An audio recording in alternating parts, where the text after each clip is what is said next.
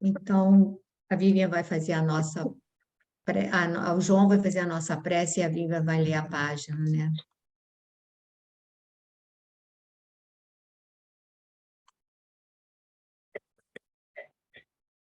Nossa busca através da espiritualidade superior, nesse clima de confraternização, de fraternidade, onde os laços do coração, através do amor, se estreitam, que possamos, nesse estudo abençoado, sairmos mais fortalecidos, mais esperançosos, com a carga de bom ânimo revigorada, com as nossas esperanças ampliadas, buscando ao Senhor, amado Mestre Jesus, que nos fortaleça, que nos ampare a nossa caminhada, diante das nossas lutas, das nossas dores, das nossas dificuldades, nós possamos encontrar o alento, nós possamos encontrar a luz,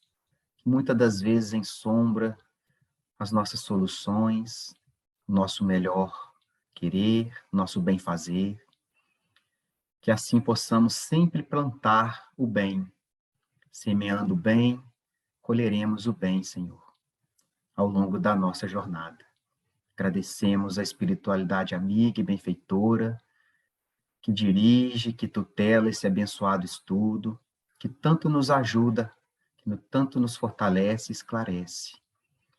Que as luzes aqui emanadas possam alcançar a todos os lares em volta dos nossos, possam alcançar os nossos familiares, amigos, nossos irmãos queridos que aqui estão, encarnados e desencarnados, nossos irmãos do coração que não puderam estar aqui esta noite, por compromissos diversos, que essas luzes possam alcançá-los e eles se sentirem amados, amparados e acalentados.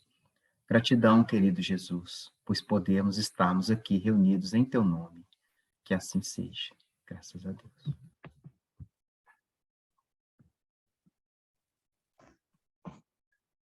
Semeadura. Mas tendo sido semeado, cresce. Jesus, Marcos capítulo 4, versículo 32. É razoável que todos os homens procurem compreender a substância dos atos que praticam nas atividades diárias. Ainda que estejam obedecendo a certos regulamentos do mundo que os compelem a determinadas atitudes, é imprescindível examinar a qualidade de sua contribuição pessoal no mecanismo das circunstâncias, porquanto é da lei de Deus que toda semeadura se desenvolve. O bem semeia a vida, o mal semeia a morte. O primeiro é o movimento evolutivo na escala ascensional para a divindade. O segundo é a estagnação. Muitos espíritos, de corpo em corpo, permanecem na Terra com as mesmas recapitulações durante milênios. A semeadura prejudicial condicionou-os à chamada morte no pecado. Atravessam os dias resgatando débitos escabrosos e caindo de novo pela renovação da sementeira indesejada. A existência deles constitui largo círculo vicioso, porque o mal os enraiza ao solo ardente e árido das paixões ingratas. Somente o bem pode conferir o galardão da liberdade suprema, representando a chave única suscetível de abrir as portas sagradas do infinito à alma ansiosa. Haja, pois, suficiente cuidado em nós cada dia, porquanto o bem ou o mal, tendo sido semeados, crescerão junto de nós, de conformidade com as leis que regem a vida. Acho que aqui, que esse texto, na verdade, ele é bem claro, né? Bem autoexplicativo, quando ele fala da semeadura, né? E ele fala que a gente tem que examinar as nossas atitudes, ele começa falando isso, que a gente procure, que devemos procurar compreender a substância dos atos que praticamos, né, nas atividades diárias.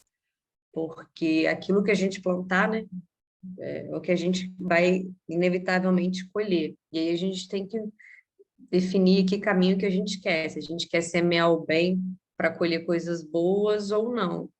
E é o que ele fala, né, que o bem, que é o primeiro aqui no caso, é o movimento evolutivo na escala ascensional para a divindade. Então a gente evolui quando a gente faz o bem. E que o mal é estagnação. E ele ressalta um pouquinho antes também que às vezes a gente acaba, acho que vai até depois, mentira, errei, me enganei aqui. E que aí, na dependência do que a gente definir, do que a gente plantar, do que a gente semear com as nossas atitudes, a gente vai colher isso através dos tempos, às vezes em ciclos aí. A gente planta coisas que não são boas, a gente tem atitudes ruins, a gente faz coisas ruins, a gente volta para resgatar. E ele é o que ele usa aqui.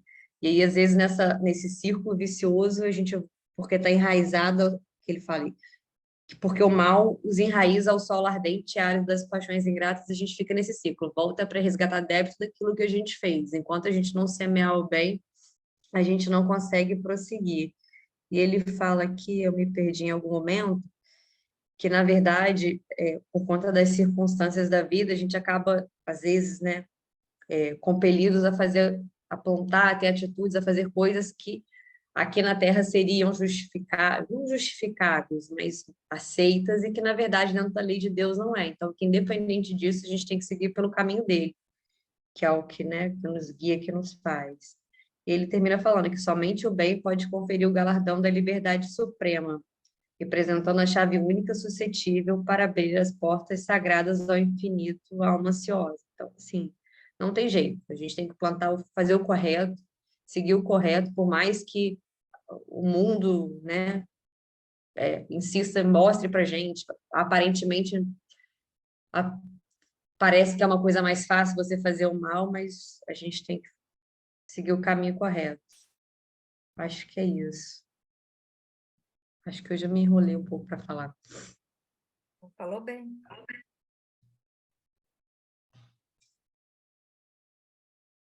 Não dá para ouvir. Seu microfone está fechado.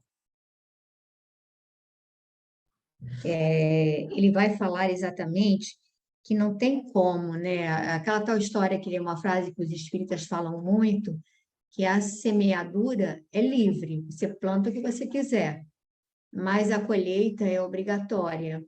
E aí ele vai falar exatamente isso, que a gente recapitulamos, quer dizer, toda vez que nós reencarnamos, nós vimos com uma proposta de corrigenda do passado. Só que para corrigir, olha só, para corrigir, nós vamos ter que repetir a lição. É aquela tal história do aluno que ficou reprovado, ele vai ter que fazer nova prova daquele conteúdo.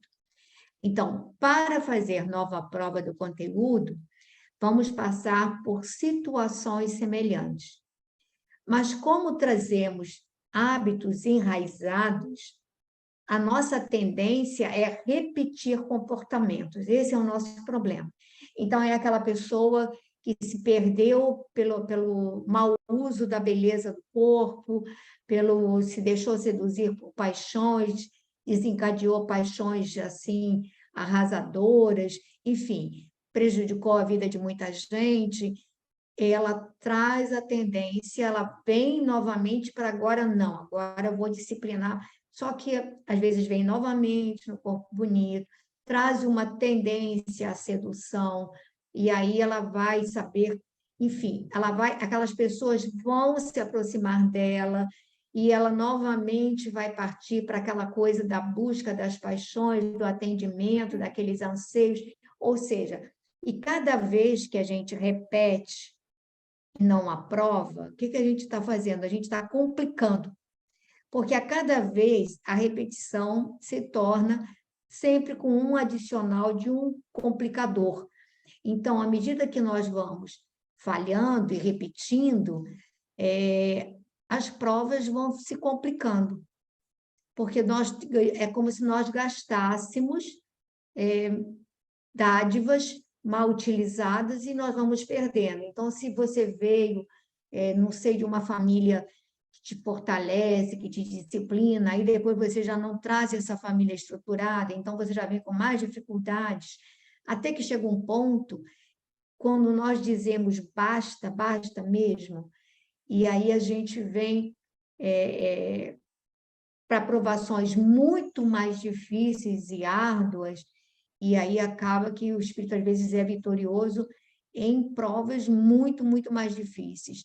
A gente tem o caso da nossa irmã Ivone do Amaral Pereira, desencarnada já, desencarnou como completista. Ela era um espírito que ela era dada a paixões avassaladoras. E era impressionante como as pessoas se apaixonavam por ela. Então, ela teve reencarnações na França, na Bélgica, e onde ela passava, e ela era assim, muito voltada para os círculos da intelectualidade da época, então ela foi amiga de Chopin, foi amiga de vários, de Liszt, de vários, daquele escritor russo, esqueci agora o nome do escritor russo, ai, tem obras... Tolstói. Tolstói, Tolstói. Então, ele era assim, nesse meio. E ela, assim, comete, tanto é que ela pratica, ela se suicida em mais de uma etapa. Na última etapa, ela encarnada na França, ela se envolve, quer dizer, ela casa, sempre casa muito bem, apaixonada, mas aí se envolve com aventuras, etc. e tal. E aí ela, por abandono, quer dizer, a filhinha dela acaba falecendo, aí ela não suporta aquilo, só que ela tinha também mais um filho, e o marido acaba falecendo também de tuberculose, é médico, aquele espírito, Charles. Bom, Roberto de Canalechas, o pai é que é Charles. E aí o que acontece? Ela volta nessa encarnação aqui no Brasil, e eles dizem, olha, o doutor Bezerra Menezes diz para ela não tem direito ao casamento, ela não tem direito à constituição da família, ela passou a vida toda, desde criança, ela teve problemas familiares seríssimos, mas só que dessa vez ela se dedica, abraça a mediunidade, ela escreve aquele livro, Memória de um Suicida, que foi assim uma obra-prima, né, na literatura brasileira, do espiritismo, né? E ela desencarna como completista, ou seja, um espírito que não precisará mais reencarnar pode até reencarnar como missionário, mas não porque precise. E aí a gente tem outros casos assim, então ela passa por situações dolorosas a vida toda. Ela mesmo diz, eu nunca tive um momento de prazer na vida, a não ser os momentos que ela tinha em contato com a doutrina e dos trabalhos que ela realizava. Mas, às vezes, a gente leva milênios, como ele diz aqui, ele fala isso aqui, o homem deve cultivar a meditação, ele fala. Muitos espíritos de corpo em corpo permanecem na Terra com as mesmas recapitulações durante milênios. Milênios. Sabe o que é isso, gente? Milênios. Aí, às vezes, a gente diz assim, se Deus quiser, daqui umas 2 reencarnações, eu já vou estar bem. Gente, a gente só estará bem se a gente abraçar o propósito de mudança efetivamente. Do contrário, a gente vai continuar, sabe, reencarnação após reencarnação, patinando, não é? E recapitulando as mesmas experiências. Não é? Então, não tenhamos a ilusão de que a gente vai evoluir sem trabalho e sem sacrifício, e sem corrigenda das tendências que nos prejudicam, né? Alguém gostaria de falar alguma coisa sobre essa página? Dinorá, quer falar alguma coisa? Não? Alguém aí quer falar? Thelma? A Thelma está tranquila, ninguém quer falar nada. João, quer falar mais alguma coisa? Nessa mesma frase aqui, né, só rapidinho, essa semeadura prejudicial condicionou-os à chamada morte no pecado, que colocou entre aspas, morte no pecado, que é justamente isso que você falou, A gente fica, às vezes, recapitulando reencarnação, mas por que colocou morte no pecado? Porque a gente pode cometer né, desatinos, né? Vícios de toda sorte, né? Vícios na bebida, na alimentação, nas paixões, no sexo. Então, às vezes, a gente fica recapitulando numa encarnação, a gente se desvai na vaidade, no orgulho, ou nos vícios, nos prazeres do corpo, né, dos sentidos, e isso vai, a gente fica ali naquela semeadura ruim, né? É igual você falou, por isso que ele leva milênios, por isso que às vezes leva milênios pra gente Mas resgatar. o Emmanuel diz que para a espiritualidade, Milênio, isso. morrer não é morrer, né? A morte é quando nós estamos aqui envolvidos em muitos, digamos, em muitas ações que vão nos comprometer. Por isso que ele chama de morte no pecado. Então, a gente acha que eu estou vivinho da Silva, mas deixa estar que eu estou mortinho da Silva para a espiritualidade. Então, o conceito de morte e vida é muito diferente, né? Morto-vivo. É, verdade. Aqui nós somos mortos-vivos, ou vivos-mortos, né? Melhor dizendo. Então, vamos começar o capítulo 34, com os recém-chegados do umbral. Esse capítulo é interessante. Quer começar, Tuane, a leitura? Sim. Os recém-chegados do umbral.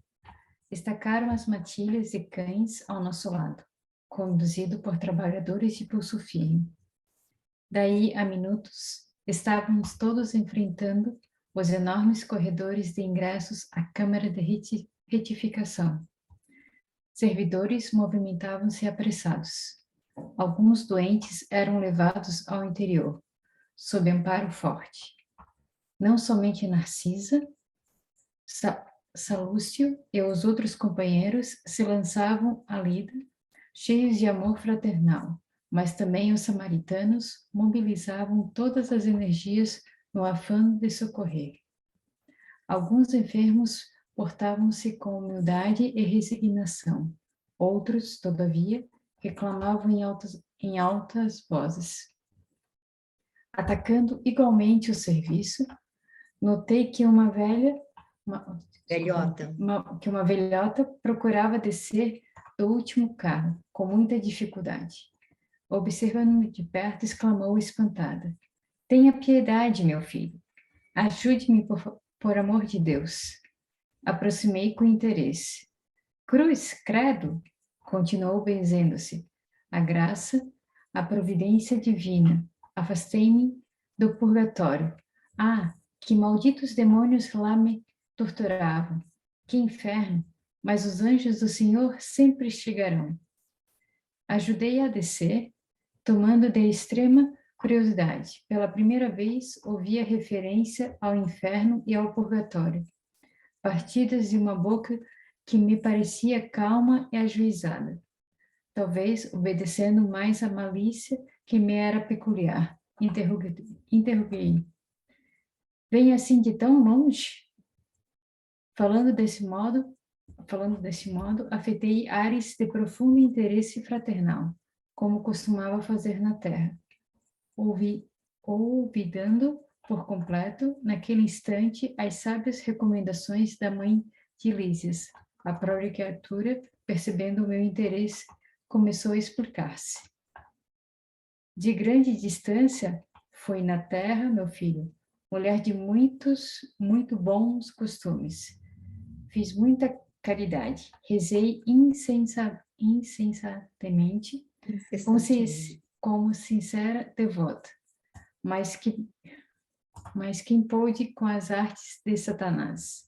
Ao sair do mundo, vi-me cercada de seres monstruosos, que me arrebataram em verdadeiro turvelinho. A princípio, implorei a proteção dos arcanjos celestes.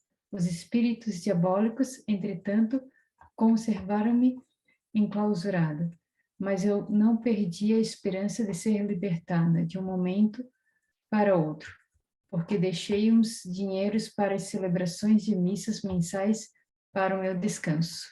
Vamos parar aí, Tony? Então, acredito que seja da continuidade do capítulo anterior, que eu não estava, mas começou a chegada de novas pessoas vindo do umbral, e ele começou a reparar como é que seria o comportamento dessas pessoas, e muitas, como ele colocou, né? Ok. Que daí quem estava lá estava não somente a Narcisa, Salúcios, como os outros companheiros se lançavam à lida, cheios de amor fraternal, e também os samaritanos, que com toda a energia para ajudar a socorrer as pessoas, né? E ele observou essa senhora que estava com muita dificuldade para descer do carro, só que o que eu tipo assim, o que me chamou a atenção é que, tipo assim, mesmo ela pedindo ajuda, a maneira como ela solicitou essa ajuda foi uma maneira, tipo assim, como se fosse a obrigação dele de fazer. Tipo, eu tive essa impressão, né, que como ela estava solicitando ajuda, que daí onde ele questionou de tão longe que ela estava vindo, e daí onde que foi pela primeira vez que ele ouviu falar sobre a questão, peraí, aqui, sobre o inferno e o purgatório, que antes ele ainda não tinha escutado ninguém fazer referências, né, a isso, e aonde essa senhora colocou que ela sempre fez, mas fazia muita caridade, rezava muito e era muito devota, e que tinha, até achei engraçado, que tinha deixado dinheiro para as missas mensais quando ela tiver o descanso. Mas eu acho que isso não é uma questão, né, porque tu faz caridade ou vai à missa, que quer dizer que tu vais passar direto, né, pela porta e vai entrar direto ao paraíso, né? A gente, nesse primeiro pedacinho, Tony, ela faz a avaliação, veja bem o que é a avaliação de si próprio. Ela se coloca como uma mulher de muitos bons costumes, caridosa e religiosa, rezei incessantemente como sincera devota. Isso é como ela se vê, né? Aí a gente vai ver depois, exatamente na realidade, pelo decorrer, a gente vai ver realmente quem é ela. Ela se percebe, mesmo depois de ter passado um tempão, a gente vai ver, porque, né, ele se refere no livro a 44, né? Tanto é que ele tem um capítulo que ele fala do pessoal, né, da guerra e tudo mais. Então, o livro se refere a fatos que ocorreram em 44. Aí a gente vai ver quando ela desencarnou mais à frente no capítulo, ela vai dizer. Então, a gente vai ver que ela está há muito tempo nas regiões sombrias do umbral. E aí ela vai falar que vi-me cercada de seres monstruosos. Ele diz assim, mas quem pode com as artes de Satanás? A gente vai vendo pela fala dela que ela é uma pessoa de origem católica, né? A gente vai ver isso. Aí as artes de Satanás, ela fala as missas, né? Missas é uma prática das pessoas católicas. No né? caso aí, o Satanás, para ela, foi mais forte que os anjos, né? O Satanás era mais forte, era mais forte. Aí ele vai dizer, os espíritos diabólicos, entretanto, conservaram-me enclausurada, quer dizer, ela foi prisioneira durante muito tempo, a gente vai ver isso, mas ela não perdia a esperança de ser socorrida, porque em algum momento aquelas missas iriam fazer efeito. Ela achava que o pessoal ia ficar rezando as missas por ela, mensalmente, e iriam fazer efeito. Então, a gente vai continuar, não vou falar muito para a gente não antecipar o que vem aí à frente, né? E aí a gente vai ver. Camila, quer ler um pouquinho? Parou aqui em atendendo, né? Atendendo ao impulso vicioso de perseguir assuntos que nada tinham a ver comigo, insisti. Como são interessantes as suas observações. mas não procurou saber as razões de sua demora naquelas paragens? Absolutamente não, respondeu, persignando-se. Como lhe disse, enquanto estive na terra, fiz o possível para ser uma boa religiosa. Sabe o senhor que ninguém está livre de pecar. Meus escravos provocavam rixas e contendas, e embora a fortuna me proporcionasse vida calma, de quando em quando era necessário aplicar disciplinas. Os feitores eram excessivamente escrupulosos e eu não podia hesitar nas ordens de cada dia. Não raro, algum negro morria no tronco para escarmento geral. Outras vezes, era obrigada a vender as mães cativas, separando-as dos filhos, por questões de harmonia doméstica. Nessas ocasiões, sentia morder-me a consciência, mas confessava-me todos os meses, quando o padre Amâncio visitava a fazenda e depois da comunhão. Estava livre dessas faltas veniais, porque recebendo a absolvição no confessionário e ingerindo a sagrada partícula, estava novamente em dia com todos os meus deveres para com o mundo e com Deus. A essa altura, escandalizado com a exposição, comecei a doutrinar. Minha irmã, essa razão de paz espiritual era falsa.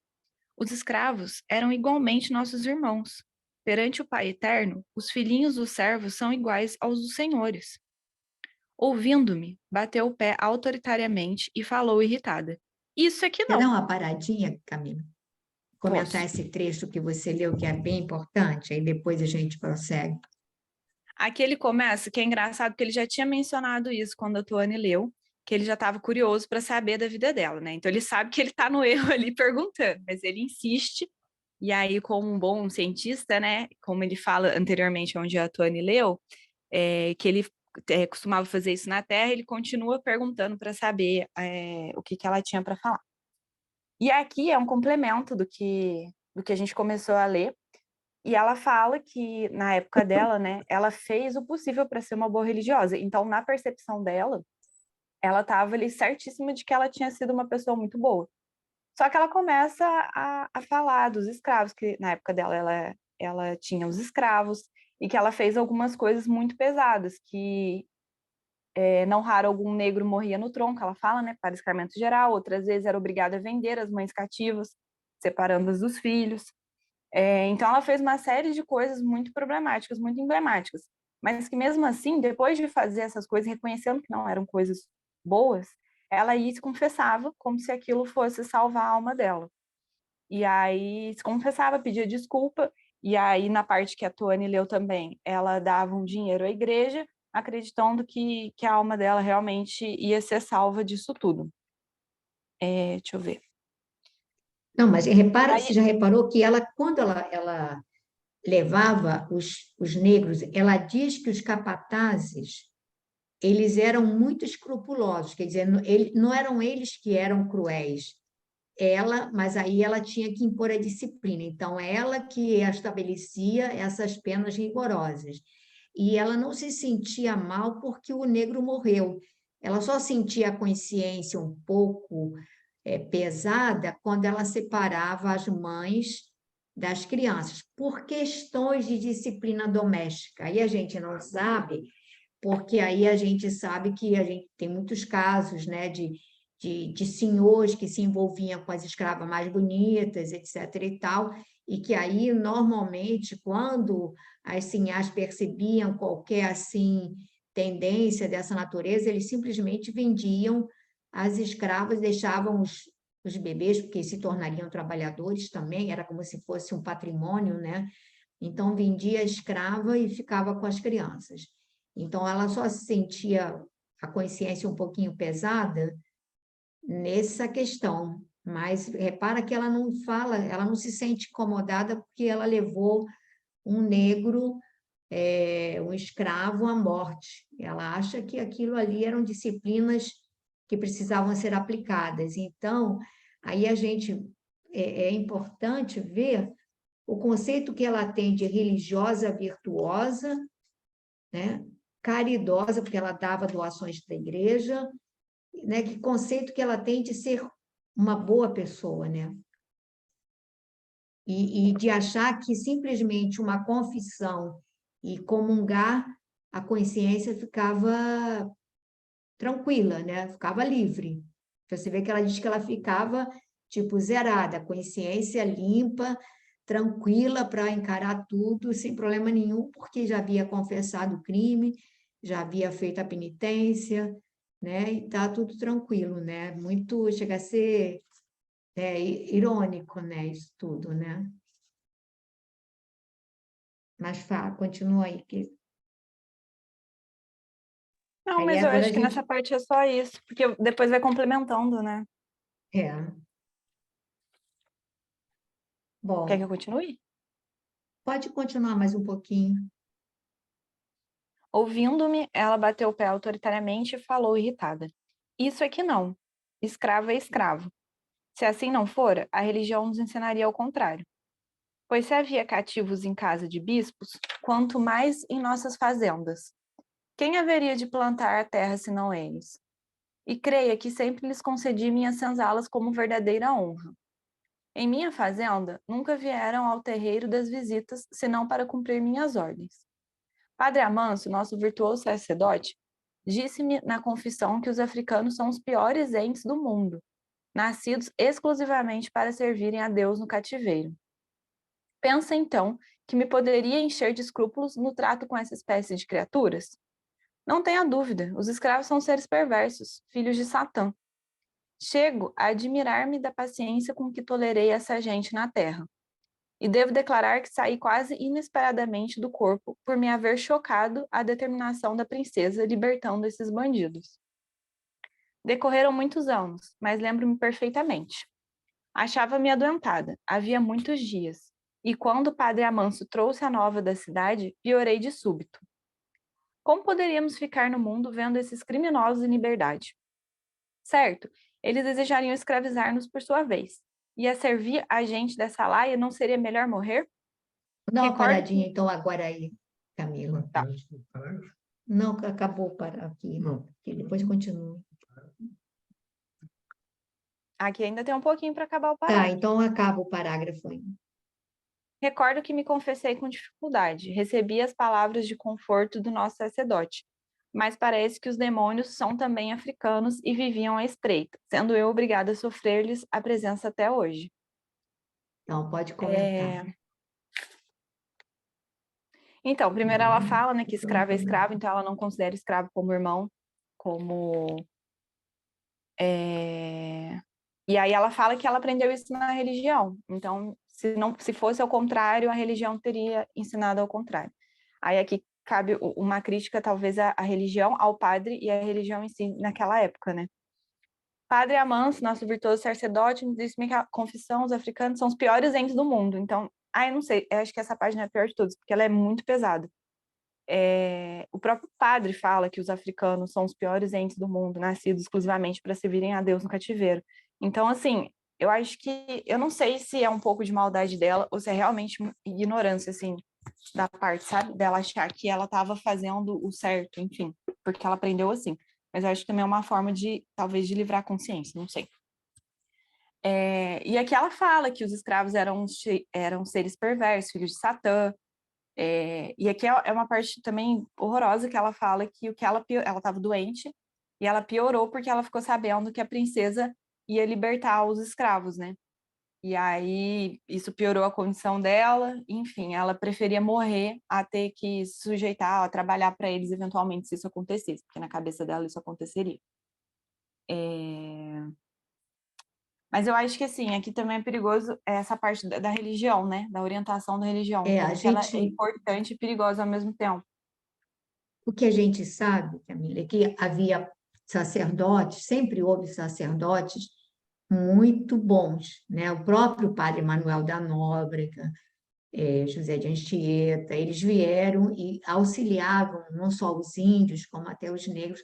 Havia padres nobres, sempre houve pessoas, mas havia também muitos que realmente orientavam e diziam, não é só esse relato do André Luiz, diziam que realmente os negros não tinham alma, né? Então, não tinha por que a pessoa ficar se sentindo culpada de torturá-los, de escravizá-los, de mal alimentá-los, quer dizer, que, repare, eles trabalhavam sem ganhar nada, eles eram subalimentados, ainda eram espancados, separados das famílias. Olha que provação terrível. Aí, para que as consciências ficassem aplacadas, porque esses fazendeiros, eles também sustentavam as igrejas, as paróquias, né? Então, eles também diziam isso. É o que ela dizia, ora, mas se tinha escravos nas casas dos bispos, nas casas dos padres, eles também tinham escravos.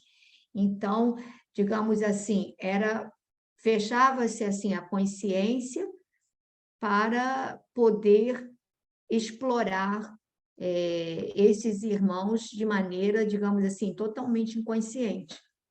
A escravidão é um crime coletivo da nação brasileira.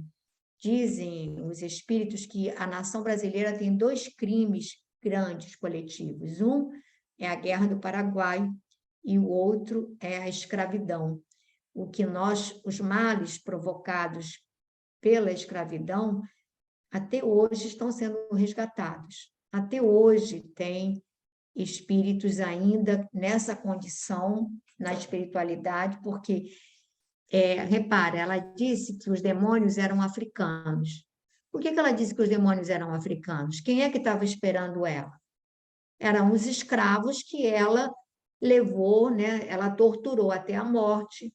Eram, de repente, as mães que ela separou dos filhos. Então, as pessoas que ela encontrou foram aqueles escravos que foram infinitamente torturados por ela, estavam cheios de ódio e a estavam esperando. Então, a gente não sabe por quanto tempo nós também vamos sofrer o peso desses crimes. Nós conhecemos uma pessoa que ela tinha dores terríveis na perna e tudo mais, coisa e tal, e a filha também tinha, e foi a médico, foi aqui, foi acolá, e depois a gente, em várias facilidades, vinham manifestações de espíritos cobrando os maus tratos daquela família no período como escravos, né? Então, a gente acha que o que aí vai para a página inicial, a gente acha que pode simplesmente semear e depois, agora estou no outro corpo, eu não me lembro mais do que eu fiz, mas enquanto o crime não for reparado, ele vai com a gente. Está na nossa pastinha, está na nossa consciência, esperando reparação, né?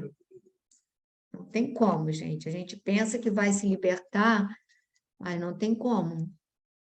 Alguém quer comentar alguma coisa desse trecho?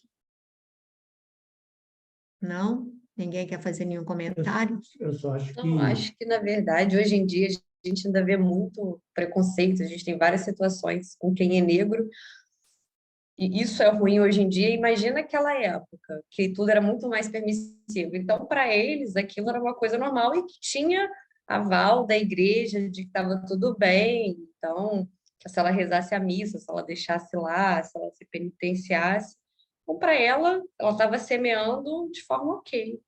Ela não pensava na semeadura dela como uma coisa ruim, né? Eu acho que esse lado da igreja também, de encarar, como ela falou aqui, que o padre disse para ela isso a respeito dos negros, é porque os negros também não tinham, a religião deles era totalmente diferente da católica, né? Completamente diferente. Os negros trouxeram a religião da terra deles, e que realmente batia de frente. Então, eu acho que os padres deviam encarar a religião dos negros coisa de... Não considerava. Né? É um negócio totalmente, assim, como se diz, não diria, um negócio meio bárbaro, né? Eles deviam considerar aquilo algo meio bravo. Não, na realidade... Totalmente primitivo, vamos dizer assim, primitivo. Né? Quer dizer, o que eles trouxeram da África como a religião deles, né? Não, na realidade... Eu acho que é isso que eles também entendiam. Né? O catolicismo devia ver por esse lado também, né? E no questão das pessoas encararem assim, foi a época, né? Uma época em que isso para muita gente foi tornado como algo normal. Todo mundo tinha escravo, quem tinha condição tinha escravo, e a turma não era muito chegada a trabalhar, né? Trabalhar no pesado, o senhor de engenho não ia querer trabalhar mesmo.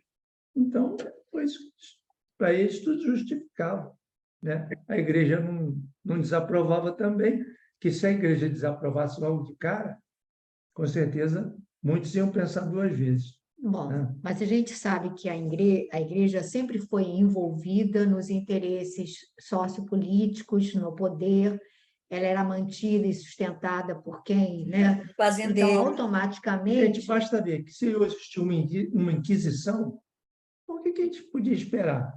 As coisas foram evoluindo. Isso aí já foi bem pior, bem menos ruim do que o período da Inquisição. A Inquisição, para mim, foi terrível também, né? mas não vamos, mas aí a gente tem que ver o seguinte, que aqui mesmo no Rio de Janeiro, aí você chega e você vê duas igrejas, uma do lado da outra, mas é porque no período da escravidão, os escravos, os negros, não podiam ir penetrar, não tinham acesso à igreja dos brancos. A gente vai, visita lá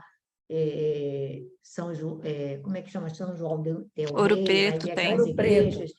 Eles falam, ele tem a igreja dos escravos e tem a igreja dos brancos. Então, o negro não podia entrar na igreja do branco. E aí, o que acontece? Os negros, eles continuaram, eles fizeram um sincretismo, eles queriam continuar cultuando os orixás deles, eles pegaram e faziam a substituição. Esse orixá tal vai ser São Jorge, esse vai ser o santo tal. Que aí eles dizem, né, alguns estudiosos, que eles até tinham o esquema de virar o santo, quer dizer, era um, mas aí se viesse alguém, eles viravam para manter o outro. Então, eles continuavam, na realidade, cultuando os orixás deles. E havia entre eles escravos de alma muito elevada que vinham que montaram essas falanges de pretos velhos que já para cultuar o perdão, cultuar assim a compreensão para tentar trabalhar entre aqueles escravos, aproximá-los mesmo da ideia do perdão, do cristianismo, aquela coisa toda. A gente tem algumas obras belíssimas sobre que nem a cabana do Pai Tomás, algumas coisas que mostram assim ícones, né, de escravos extremamente de alma elevada, né? Mas, João, quer terminar a leitura, gente?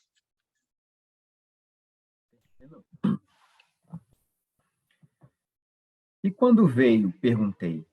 Em maio de 1888, experimentei estranha sensação de espanto. A interlocutora fixou o olhar embaciado no horizonte e falou: é possível que meus sobrinhos tenham esquecido de pagar as missas. Entretanto, deixei à disposição em testamento. Ia responder convocando-lhe os raciocínios à zona superior, fornecendo-lhe ideias novas de fraternidade e fé, mas Narcisa aproximou-se e disse-me bondosa: André, meu amigo, você esqueceu que estamos providenciando alívio a doentes e perturbados?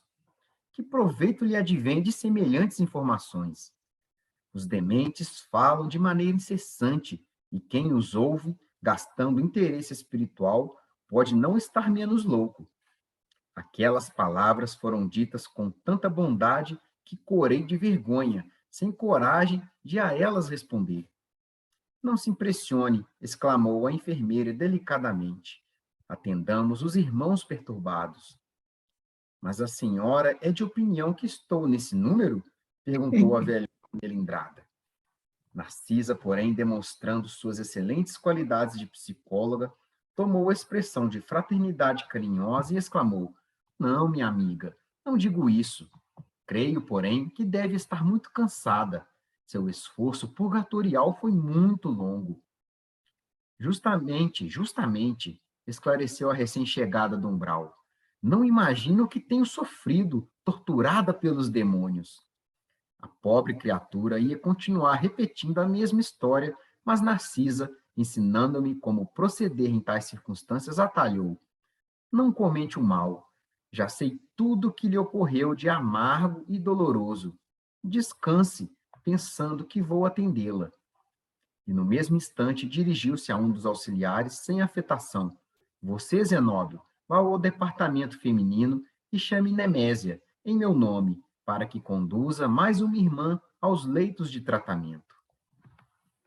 Aqui ela... antes aqui, essa senhora, né? Essa senhora, coitada, ela comenta de novo, né? Que deixou pago aqui as missas e que os sobrinhos... Coitado, está rindo, mas é triste, né? Que os sobrinhos devem ter esquecido de pagar lá né, as missas que ela deixou em testamento, né? Tadinha. Como é que mostra o tamanho da ignorância, né? Do atraso espiritual, da falta extrema de preparo religioso dessa irmã aqui, né? E a gente vem aqui, né? Até eu fiquei com vergonha aqui pelo André, porque a Narcisa, né? Deu-lhe um puxão de orelha. Uma chamada aqui, né? nele. Deu uma cavacalha, né? Como a gente diz aqui em Minas, né?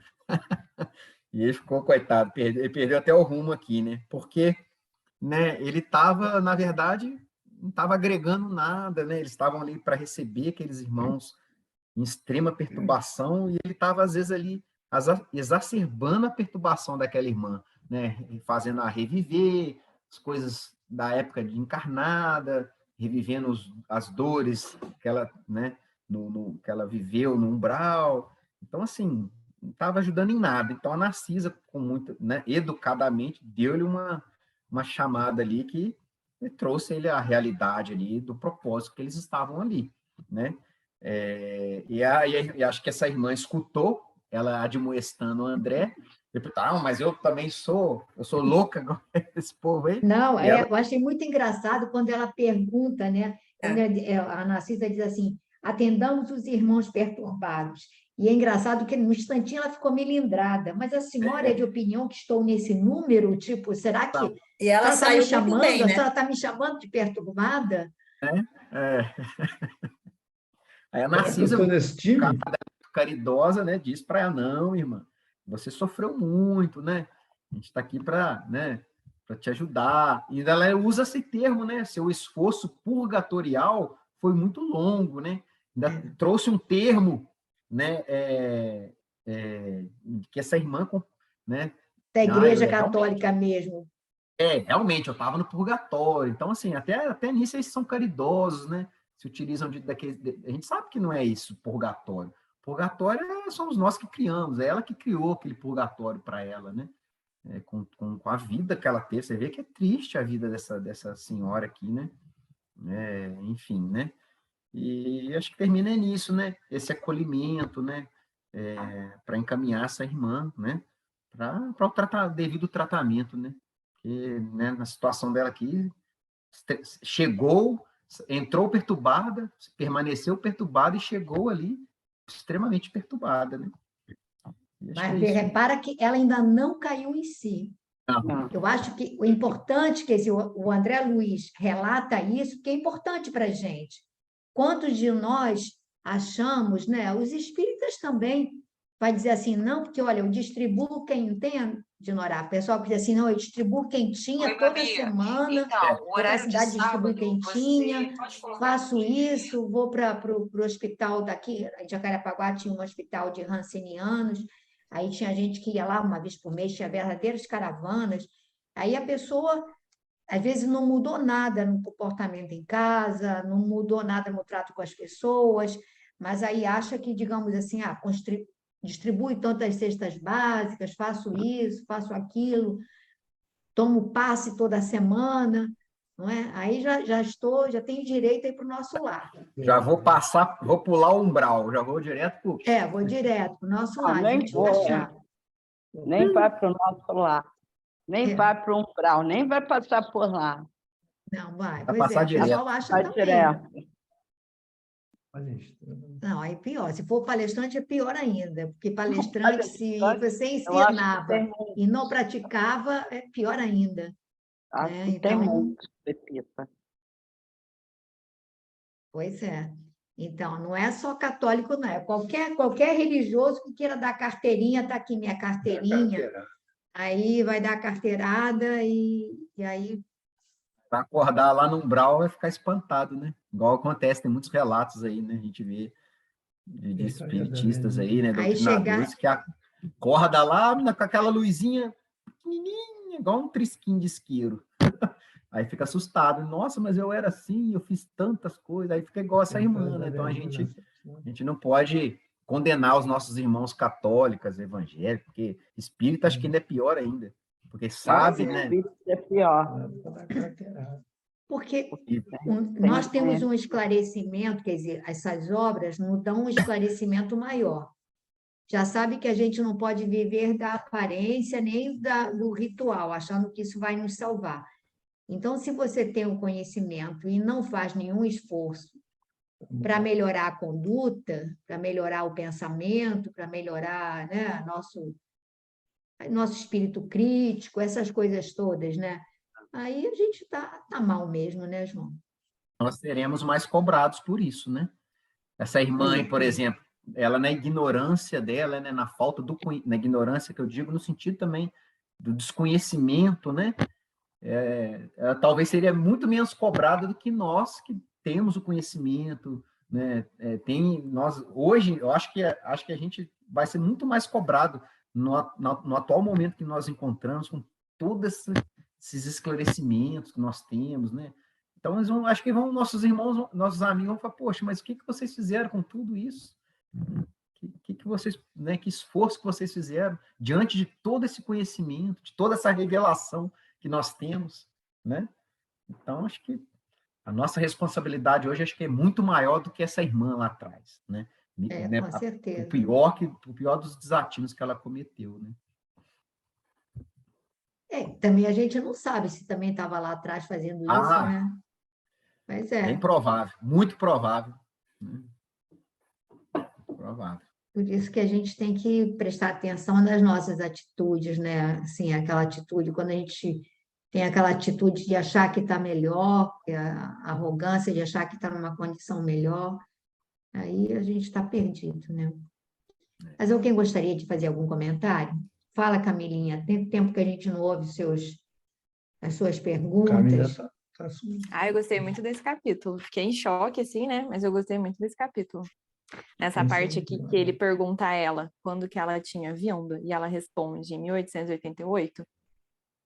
Na hora eu ri e falei, gente, e até anotei isso aqui, eu escrevi, e até agora não aprendeu nada, é incrível, né? Tem quase 100 anos que ela tá lá, e ela continua culpando e tem uma parte aqui que eu acho que foi a Tuane que leu, que ela culpa o Satanás, né? Que fala que é obra deles e tudo mais, enfim.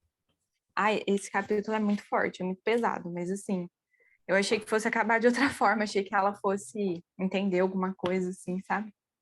Enfim, vai demorar muito, ainda vai demorar muito lá. Eu também, mas fala dela depois de novo, não? Não, acho que não. Eu cheguei a comentar sobre esse episódio, né? Porque eu fiquei imaginando isso, eu falei, nossa, ela vai demorar muito a aprender. Com certeza. E é isso, acho que foi um pouco do que o João falou também, hoje em dia a gente tem, sei lá, muitas formas de adquirir conhecimento, né? Tem muita informação e tudo mais. Então, acho que é mais pra gente ficar ligada e mais um motivo pra gente ficar um pouco mais esperto e repensar nossos atos. E aí não adianta de nada ter a teoria e não colocar em prática, né? Verdade. Esse é o problema. Bom, Thelma, você está meio pensativa, né, Thelma? A Thelma está lá até com a mão na cabeça, assim, preocupada. Agora que eu estou com medo. Agora que você está com medo. Que isso, agora Thelma? Está vendo alguma coisa? Agora que está perigoso. Tânia, agora você já não sabe, Thelma, você já não sabe mais se era melhor ficar sem saber nada ou passar a saber alguma coisa. Esse é o drama do cara que entra para o espiritismo, é esse. Muitos correm, sai fora. Não quero saber de mais nada. Já estou sabendo mais. Eu acho que na frente nos colocou numa encrenca. Deixa eu colocar, me deixar ignorante. Deixa eu ficar sem saber. Ô, Thelma, mas por que a gente colocou você numa encrenca, Thelma? Porque antes, quando não sabia nada, era melhor, eu acho. Agora Mas tem que fazer- tem que passar mais tempo no umbral. Agora É. pode tentar caminho direto, né? Tipo, Aquilo que o Agora João não vai falou, nada. nós vamos sofrer mais ainda, mas nós vamos sofrer por causa das nossas consciências é que vão nos cobrar muito mais. Na Sim, verdade, sim. esse sofrimento é porque os nossos conscientes vão cobrar mais, né? Não, mas é Porque nós sabíamos e não fizemos. É, Então, isso aqui é um problema, isso é o que eu uma falei grande foi questão, brincadeira, por mas isso que será mais sofrimento. o que eu falei foi brincadeira, mas é correr atrás do que deixasse de fazer o mais rápido possível. É lá É. no prefácio da obra, né, do nosso lar, que eu acho bonito isso que o André fala, até repito, né, que suai agora para não chorar depois, né? Uma hora é agora, né? Tem que correr para não. Eu acho que sempre se pode fazer, tudo que puder fazer agora, aproveite o momento, né? Aproveite o momento, porque não tem jeito. Vamos fazer a nossa prece.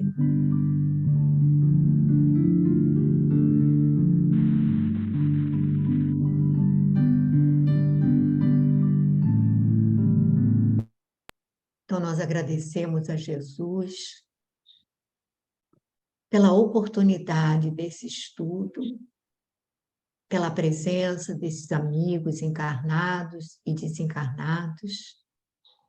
Pedimos, Senhor, que abençoes os nossos lares, que abençoes nosso propósito de nos tornarmos pessoas melhores, que nos ajudes a combater as sombras que trazemos ainda em nós. Mestre querido, pedimos que abençoes os nossos irmãos que hoje não puderam estar aqui conosco, a nossa irmãzinha Isabela, nossa irmã Andréia, a nossa irmã Joana, os nossos irmãos, a nossa irmã Tânia. Pedimos que sejam abençoados, onde se encontrem, sejam envolvidos pelas vibrações amorosas que vêm dos planos maiores. Te pedimos, Senhor, que clareis a nossa mente, o nosso raciocínio, para que possamos assimilar esses ensinamentos, trazendo-os para a nossa vivência prática, para a nossa prática diária. Então, mestre querido, muito gratos por tudo que nos concedes. Fica conosco agora e sempre, que assim seja.